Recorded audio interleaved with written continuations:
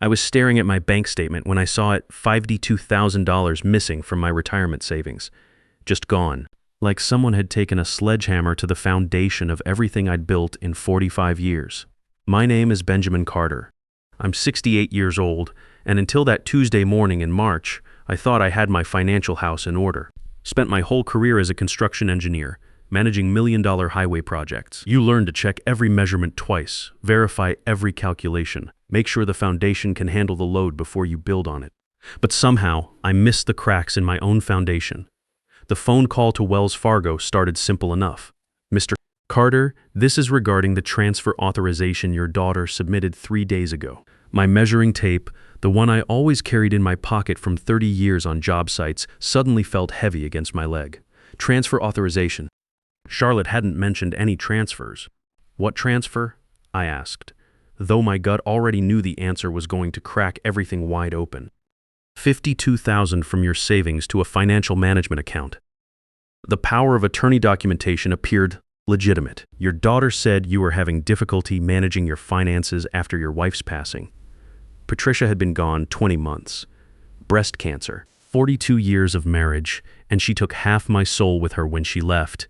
We'd met at a construction site, believe it or not. She was the architect on my first big project, a community center in downtown Charlotte. I was 26, cocky as hell, thought I knew everything about building. She was 24, sharper than any engineer I'd worked with, and she could spot a structural problem from 50 yards away. That woman's going to keep you honest. My supervisor had said after our first meeting. He was right about that, and about a lot of other things. Patricia had this way of looking at blueprints that was almost artistic. She'd run her fingers along the lines, tracing load paths like she was reading music. The foundation supports everything else, she used to say. If you compromise there, the whole structure fails eventually. We were married 2 years later. Charlotte came along when I was 33, Patricia 31. Perfect timing, we thought. Established in our careers, financially stable, ready to build something together. Charlotte was Patricia's daughter in every way that mattered. Same sharp mind, same ability to see patterns others missed. Became a math teacher, which made perfect sense. Numbers were the family language, but my mind wasn't failing, despite what that bank representative seemed to think. I could still calculate load-bearing requirements in my head and balance a checkbook to the penny. The problem wasn't my capacity to manage money. The problem was $52,000 had somehow walked out of my account without me knowing about it. Stop everything, I told them. No more transfers. Nothing gets moved without me standing in your lobby with my ID. I drove to Charlotte's apartment that afternoon, taking the route Patricia and I used to drive when we helped her move in. One of those new complexes with paper-thin walls and rent that would have bought a house when I was her age. Charlotte had always been independent, maybe too independent. After Patricia died, she'd pulled back, didn't want to burden me with her problems. I should have seen the warning signs, the way she'd changed the subject when I asked about money, how she'd stopped letting me take her to dinner, always insisting on cooking at home.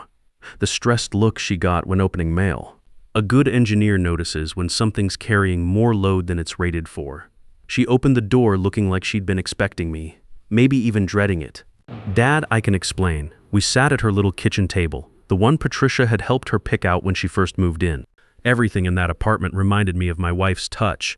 The throw pillow she'd insisted Charlotte needed, the paint color they'd spent 3 hours debating. Even the way Charlotte arranged her books followed Patricia's system. It made what came next hurt twice as much. Rebecca said it was temporary. Charlotte began, not meeting my eyes. She's helping me restructure my debt. I owe $75,000 in student loans, $28,000 on credit cards. Dad, I'm barely making minimum payments. I can't sleep at night. $103,000 in debt. How had I missed that? Charlotte was pulling a teacher's salary, maybe $45,000 a year.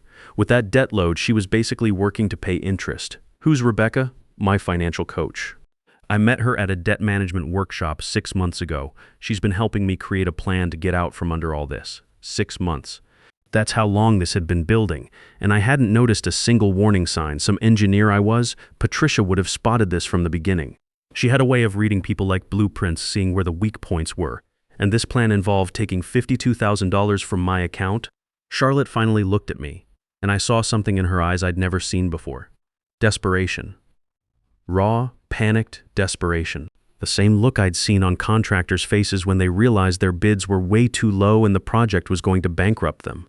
She said she could pay off my highest interest debts immediately, then invest the money short-term to make it back plus profit. She showed me projections, Dad. Real numbers. I could be debt-free in 18 months instead of 15 years. In my line of work, when someone shows you projections that look too good to be true, you start checking the math real carefully, because the foundation usually can't handle what they're trying to build on it. Patricia and I had taught Charlotte to question things, to verify claims, to trust but measure twice. But desperation can make even smart people ignore their training. I'd seen it happen on job sites. Good engineers making bad decisions because they were under pressure, needed the work, couldn't afford to walk away. Let me meet this Rebecca. The meeting was set for Thursday at 7 p.m. Rebecca Martinez arrived at my house in a silver BMW, carrying a leather portfolio that probably cost more than Charlotte made in a month.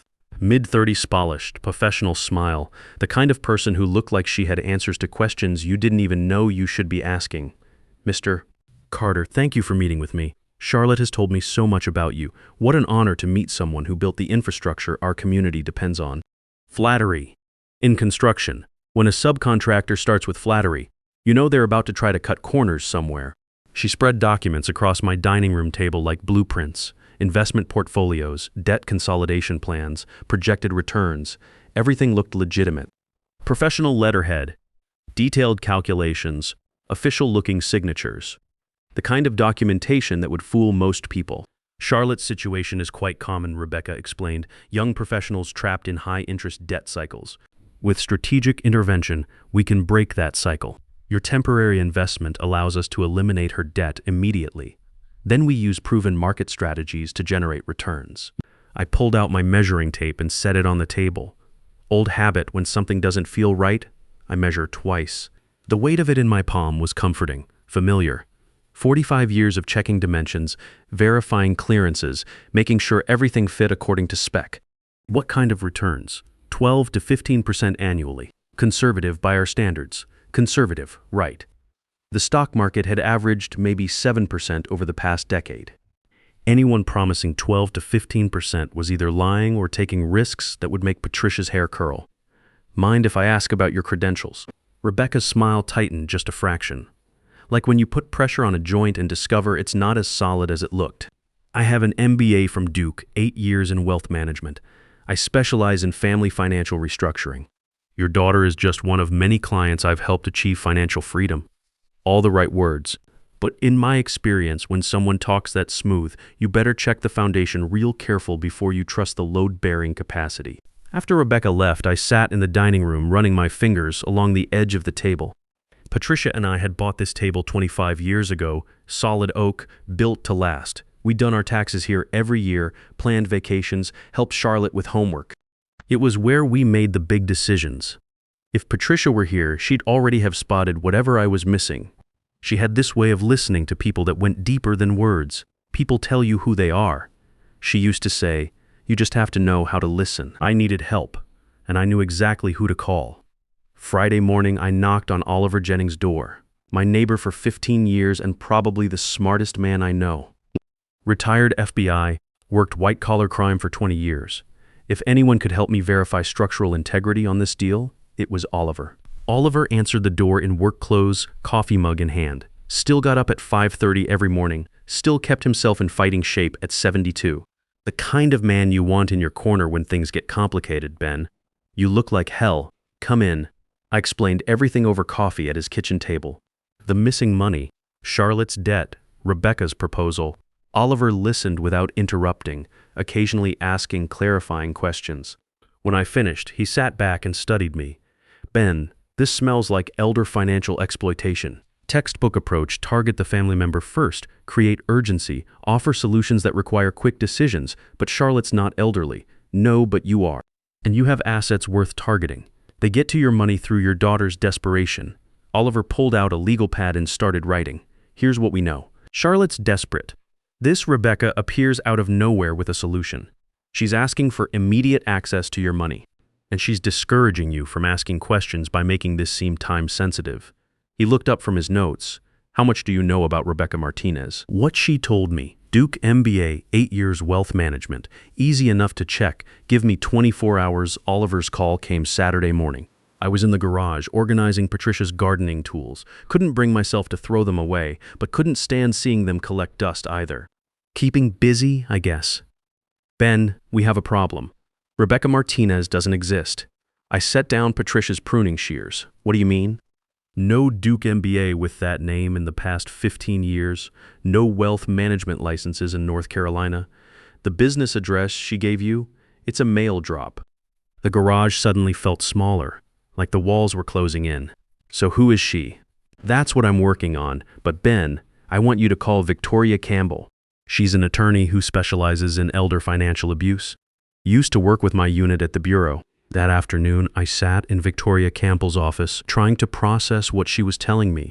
Sharp woman, maybe 50, with the kind of focused intensity I recognized from project managers who didn't mess around. Mr. Carter, I need you to understand something. If this Rebecca Martinez is who I think she is, your daughter isn't her partner. She's another victim. Victoria pulled up information on her computer. We've been tracking a pattern, professional woman, mid-30s, targets young adults with debt problems, promises financial salvation in exchange for access to family money, usually disappears after 6 to 12 months with everything she can grab. She turned her monitor so I could see. Photos, police reports, bank records, different names, different cities, but the same face. Rebecca Martinez, Rachel Stevens, Robin Morrison, always the financial coach, always promising to fix everything. How many families that we know of? 6 across 3 states. Total damages approaching $650,000. I felt something cold settle in my stomach. The same feeling I used to get when I discover a critical structural flaw in a project that was already under construction. Everything looks fine on the surface, but underneath, the supports are failing. She's done this before, multiple times, and Mr. Carter, she's good, really good. She studies her targets, builds trust slowly, creates emotional dependency. Your Charlotte never had a chance. Victoria leaned forward, but here's the thing. You caught this early. Most families don't realize what's happening until everything's gone. We have an opportunity to stop her. What do? We build a case, carefully, methodically, and we document everything. She handed me a business card, Agent Jennifer Adams, FBI Financial Crimes Division. She's been tracking this woman for 8 months. Tomorrow, you're going to help her catch a predator. I drove home that evening thinking about Charlotte, about Patricia, about the life we'd built together. 45 years of checking measurements, following building codes, making sure everything was safe and sound. But I'd missed the most important inspection of all, the one that would have protected my own family. Patricia always said the foundation supports everything else. Time to reinforce mine. Monday morning, Agent Jennifer Adams walked into my living room like she owned the place. FBI badge, sharp suit, eyes that had seen too many lies. She was maybe 42, carried herself like someone who'd earned every promotion the hard way. Mr. Carter, thank you for your cooperation. What we're dealing here is part of something bigger than you realize. She spread photos across my coffee table. The same woman, different names, different victims. Rebecca Martinez, Rachel Stevens, Robin Morrison, Sandra Williams, always the financial coach, always promising salvation. Her real name is Sandra Elizabeth Kovac, 36 years old, originally from Ohio. She's been running this con for 8 years, moving from state to state every 18 months. She targets families with elderly members who have assets and adult children struggling financially. Agent Adams pulled up files on her laptop. The pattern is consistent across all victims. She identifies the vulnerable family member first, usually someone drowning in debt facing financial crisis. She offers help, builds trust, then gradually gains access to family assets through emotional manipulation. I picked up one of the photos, different hair, different clothes, but the same calculating smile I'd seen in my dining room. How much has she stolen? $647,000 across 6 families that we can prove. Probably more we haven't discovered yet. The number hit like a sledgehammer, almost $650,000 in destroyed lives, broken families, stolen dreams. And my Charlotte was supposed to be victim number 7. Agent Adams, what exactly are you asking me to do? She leaned forward. We need you to help us catch her. Wear a wire. Get her to incriminate herself. She's scheduled another meeting with you, correct? Thursday night. She wants me to sign papers transferring $200,000 from my retirement account. Perfect. We'll wire your house for sound and video. You get her talking about the other victims, about how the scheme works. Once we have her confession on tape, we can arrest her and her partner. Partner? Nicholas Foster. He provides the legal framework, creates false documents, sets up the shell companies where your money disappears. He's been working with Sandra for 3 years. I thought about Charlotte, about how desperate she'd looked when she tried to explain the debt, how Sandra had targeted that desperation like a predator spotting wounded prey.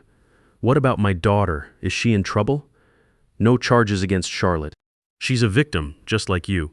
But Mr. Carter, we need her help too. Sandra trusts her. If Charlotte calls and says you're ready to move forward, Sandra will come here thinking she's about to score the biggest payday of her career. The next 3 days felt like preparing for the most important construction project of my life. Agent Adams and her team installed recording equipment throughout my house. Cameras hidden in smoke detectors, microphones and light fixtures, recording devices smaller than the screws I used to fasten structural beams. Charlotte agreed to help, though I could see how much it was costing her. She'd trusted Sandra completely, opened up about her fears, her debt, her dreams of financial freedom. Learning she'd been manipulated by a professional criminal shattered something inside her. Dad, how could I be so stupid? She asked Wednesday night, as we practiced what she'd say on the phone. You weren't stupid, you were desperate, and she's a professional. She's fooled people smarter than both of us. We sat in Patricia's old craft room, surrounded by her sewing projects and half-finished quilts. My wife had always found peace in creating things, building something beautiful from scattered pieces. I wish she were here to help us put our family back together. Mom would have seen through her immediately, Charlotte said, echoing my thoughts. Maybe, but your mother also would have been proud of how you're handling this now. You're helping us stop Sandra from hurting other families. Thursday evening arrived gray and cold. Agent Adams and her team positioned themselves in Oliver's house next door, monitoring everything through wireless feeds. I carried a recording device no bigger than a quarter, taped to my chest under my shirt. My measuring tape sat on the coffee table next to a stack of financial documents Agent Adams had prepared. Fake bank statements showing retirement accounts totaling $1.2 million. Bait that would be impossible for Sandra to resist. At exactly 7 p.m., the doorbell rang. Sandra arrived with Nicholas Foster, both carrying briefcases full of documents designed to transfer my life savings into accounts they controlled. Mr. Carter, Sandra smiled. As I opened the door, I'm so glad you've decided to move forward. Charlotte will be debt-free within 60 days. They settled into my living room like they owned it.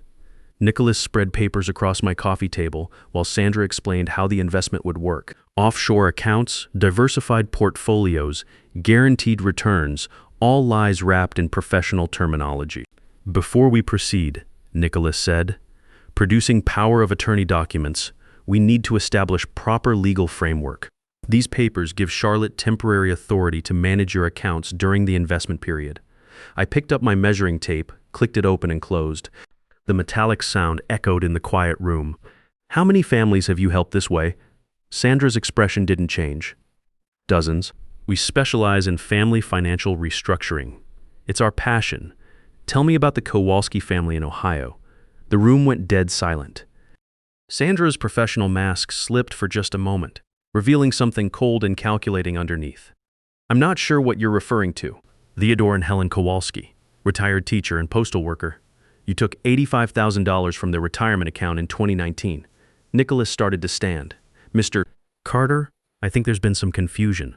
Sit down, I said, and something in my voice made him freeze. Tell me about the Patterson family in Tennessee. $120,000. Or the Morrison family in Georgia. $95,000. Sandra's eyes darted toward the door, calculating distances, escape routes. But Agent Adams had anticipated that. The house was surrounded. How do you know those names? Sandra asked, her voice sharp with panic. Because I know who you really are, Sandra Elizabeth Kovac. I know about the 8 years, the 6 families, the $647,000 you've stolen from people who trusted you. The facade crumbled completely. Sandra lunged for her briefcase, probably reaching for fake identification or car keys. She made it 3 steps before Agent Adams, and her team came through my front door. FBI, hands where we can see them. Sandra froze, hands raised, her face twisted with rage and calculation. Nicholas tried to run for the back door but didn't make it far. The sound of handcuffs clicking shut was the sweetest thing I'd heard since Patricia's last "I love you." As they led Sandra away, she looked back at me with pure hatred. Not angry, not scared, just cold. Like I was nothing more than an obstacle that had gotten in her way. But watching her disappear into the FBI van, I felt something I hadn't experienced in 20 months. Since Patricia died, I'd been drifting, going through the motions, existing but not really living. Tonight, I'd protected my family. Tonight, I'd fought back. The trial took 10 months. Sandra Elizabeth Kovac, a.k.a. Rebecca Martinez, a.k.a. Rachel Stevens, a.k.a. Robin Morrison, sat in federal court every day wearing orange jumpsuit and handcuffs. No more BMW, no more leather portfolio, no more professional smile. Nicholas Foster took a plea deal early on, 7 years federal prison in exchange for testimony about their operation. Turned out they'd been running this scheme across 4 states, targeting families with methodical precision. Sandra had notebooks full of victim profiles, financial assessments, psychological evaluations. She studied people like I studied blueprints, looking for weak points she could exploit. Charlotte testified on day 3 of the trial.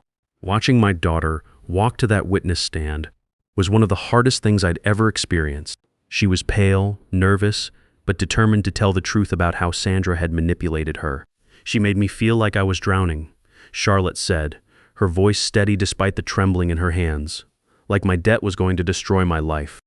Then she offered me a rope, and I grabbed it without looking to see what was attached to the other end.